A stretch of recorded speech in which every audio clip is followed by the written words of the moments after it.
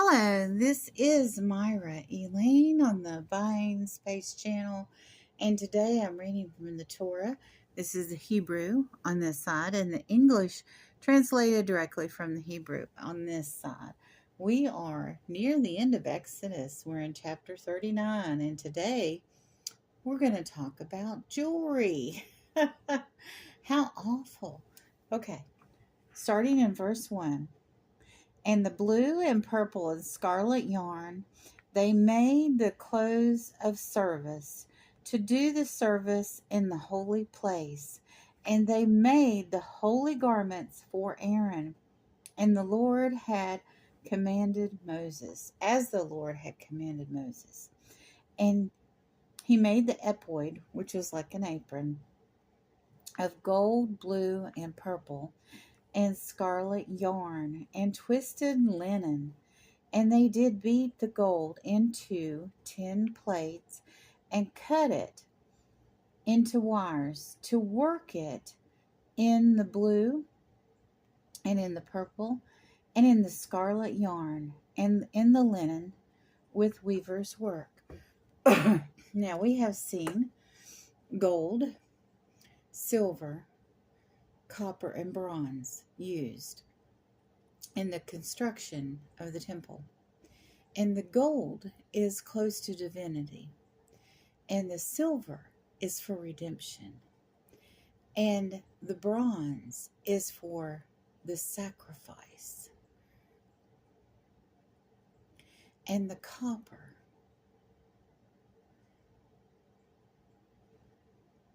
is, I believe, also for sacrifice. And here we have purple, blue, which is near divinity. And this blue was like a turquoise blue, like the ultimate sky blue. And the purple stands for the royalty, the authority. And the scarlet stands for the blood sacrifice of the animals, and later of Jesus Christ. They made the shoulder pieces for it, joined on both of its edges was it joined together. And the woven band of the ephod that was upon that of the same piece makes gold, blue, purple, and scarlet yarn, and twisted linen, and the Lord had commanded, as the Lord had commanded Moses. And they wrought the onyx stones enclosed in castings of gold, engraved as the engraving of a signet, after the names of the children of Israel. And they put them on the shoulder pieces of the ephod as stones of memorial to the children of Israel, as the Lord had commanded Moses. And so these, on the ephod, on each shoulder was a stone. And one stone had half the tribes on it, and the other stone had the other half. And he put them on shoulder pieces of the ephod as the stones of memorial to the children of Israel. So when that priest was at the Ark of the Covenant and putting blood on the mercy seat, if God was looking from above, he would have seen the names of all the tribes of Israel. Because together, the high priest represented all the people, all the tribes. And he made a breastplate of weaver's work, like the work of the ephod, of gold, blue, purple, and scarlet yarn, and twisted linen. And it was foursquare. Double did it make the breastplate. It was the span of a length, a span of a breadth, double. And they set it 4 rows of stones. The first row, sapphire, a topaz, and an emerald. That was the first row. And the second row, a carbuncle, a sapphire, and a diamond. And in the third row, an opal, a turquoise, and an amethyst. And in the fourth row, a chrysolite, an onyx, and a jasper. They were fitted in gold settings when they were set in. There's a little bit debate about what these stones actually were and what they, were translated from in Hebrew. I believe one of them was a lapis lazuli, but it doesn't say that here.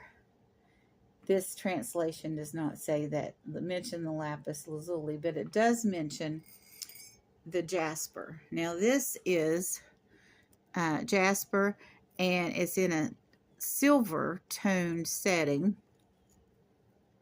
but these stones were set in gold, but they were square like this, but they were probably bigger. I had a lapis lazuli piece around here, and I haven't been able to find it this morning, but it doesn't specifically mention lapis lazuli in this translation. Lapis lazuli is mentioned other places, like God was standing on a square of lapis lazuli. So obviously it's one of my favorites. I told you I was going to talk about jewelry. So see, third row, fourth row. The stones were according to the names of the children of Israel, 12 according to their names, like the engraving of the signet, every one according to his own name, for the 12 tribes. So each of these pieces of stone represented a different tribe. And they made upon the breastplate plated chains of wreathed work of pure gold. So we're talking about a chain that was woven. This isn't woven. Just like a regular necklace has chain links. And they made 2 castings of gold, 2 golden rings, and they put the 2 rings in the ends of the breastplate. So they were attaching the breastplate with all these wonderful jewels to the ephod or apron. And they put 2 wreaths chains of gold in the 2 rings of the end of the breastplate, and 2 ends of 2 wreaths chains they fastened to the 2 castings and put them on the shoulder pieces of the ephod on the outside thereof. So they hung them from the top shoulder pieces too.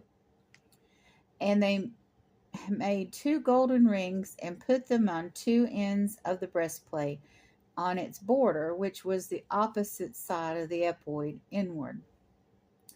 And they made 2 more golden rings and put on the 2 shoulder pieces of the ephod underneath towards its front part, close by its seam, above the woven band of the ephod. And they fastened the breastplate by its rings unto the rings of the ephod with lace of blue, that might remain on the woven band of the ephod, and the breastplate might not be tossed from the ephod, and the Lord had commanded Moses. So it was fastened with gold and this wonderful blue and scarlet thread and purple. And there was an opening in the midst of the robe, as the opening as a Hebron, with a binding around the opening, that it should not be rent or torn. And they made upon the lower hem of the robe pomegranates of blue, purple, and scarlet yarn twisted. And they made bells of pure gold, and put the bells between the pomegranates on the lower hem of the robe, around between the pomegranate. And the bell and the pomegranate, a bell and a pomegranate, around the lower hem of the robe, to minister therein, as the Lord had commanded Moses. And they made coats of linen of woven work for Aaron and his sons. I'm going to go ahead and read this part next week about the robes for Aaron's sons. But I am going to talk a little bit about the bells. Now, why would they put bells in the hem of a priest's garment? It was when they went into the holy place or the Holy of Holies place. People could hear the bells. And if you made a mistake, excuse me, if you made a mistake in the tabernacle, you could be struck down. So if they were hearing the priest's bells and all of a sudden they weren't hearing the priest's bells, that would have been a bad thing. They would know then they had a problem. So when the priests were doing God's work in the holies and the Holy of Holies, inside the tent, inside the outer border of the tabernacle, and all of a sudden there was no noise, because this is a tent area, and people would be out here, other priests, if they did not hear the priest in this Holy of Holy areas, they didn't hear the bells, they knew there could be a problem. Let me see if there is a picture of the breastplate in here. There's pictures of the different furniture. I don't know if this covers the clothing. No, I don't think the clothing is in here. I don't think the breastplate is in here. Let me turn on to the back. Here's a picture. And here's the breastplate. I'm using this for educational purposes only. I don't own the rights to this picture, this image. But here is, isn't that gorgeous? Isn't that outfit gorgeous? And look at those stones. Emeralds and diamonds and lapis lazuli. Isn't that just wonderful? And they... Let me see if you can see the pomegranates. No, you can't see the pomegranates in this. Oh, yes, it says bells and pomegranates. It's kind of small, so you can't really see. But bells and pomegranates alternating. And you might wonder, what's so special about a pomegranate? I have a pomegranate here. And this pomegranate, or any pomegranate for that matter, has lots of antioxidants and it's superfood. But other than that, it's full of seeds. And I went to the grocery store the other day and they had a big cup of pomegranate seeds, but I chose to get real pomegranates. And they have pomegranate juice, like really concentrated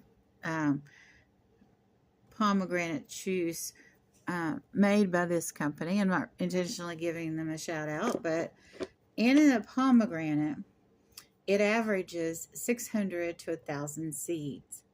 And I think there's 613 laws in the Old Testament. And I think that that's one of the reasons they liked the pomegranates so well, was in the priesthood by the Levites, because it represented, each seed represented one of the laws. And I don't know if they made an effort to pick the pomegranates when they had just over 600 seeds. They knew exactly what size to pick. But spiritually, pomegranates are significant, and they represent purity, they represent healthiness, they represent life and fertility. So basically all the things you need for prosperity.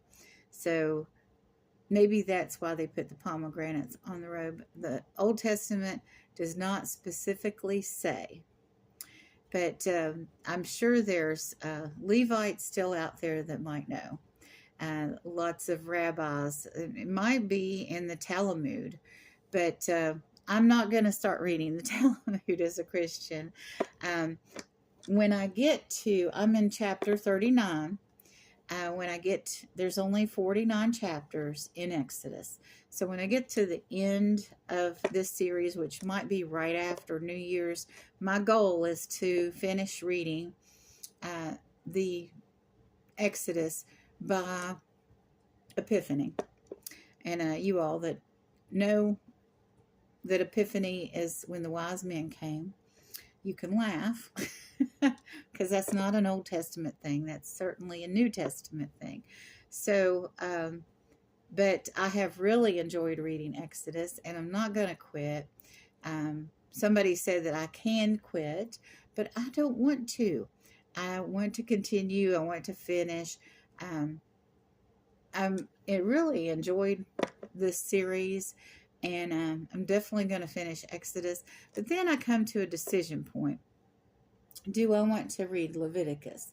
And Leviticus and Numbers are kind of very dry in parts.